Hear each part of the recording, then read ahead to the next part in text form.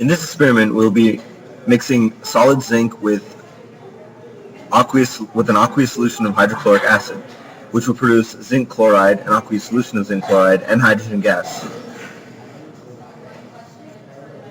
So, starting in late night labs, the first thing we need to do is take an Erlenmeyer flask from our container shelf and put it on our workbench. Our next step is going to be to add 15 milliliters of 6 mole hydrochloric acid from the material shelf into the Erlenmeyer flask.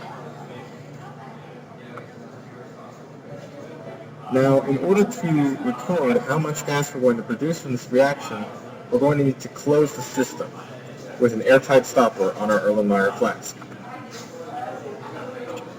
After this, we're going to take a thermometer from the instrument shelf and connect it to the Erlenmeyer flask. This will allow us to measure any temperature change within the flask during the reaction. We're also going to need to take a pressure gauge, because in addition to a temperature change, there will also be a pressure change inside our Erlenmeyer flask. Our next step is going to be to add 0.25 grams of zinc from the material shelf into the Erlenmeyer flask. This is going to cause the reaction to occur.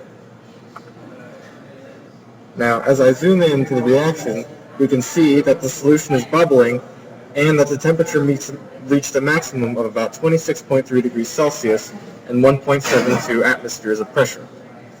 Now, we're going to need to wait until this solution cools back down to room temperature, i.e. 21.5 degrees Celsius, before we can resume the reaction. Now that we can resume our experiment, our reaction has cooled down back to 21.5 degrees Celsius, or room temperature. So, the first thing I'll do is I'll take away our thermometer and our pressure gauge and select a gas syringe from our experiment panel, or our instruments panel, sorry. This will allow us to measure how much gas was produced as the gas escapes from the Erlenmeyer flask into the gas syringe.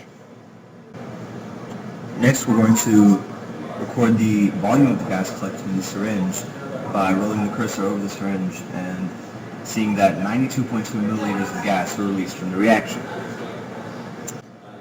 And our final step is to clear our workstation by putting everything in the recycle bin.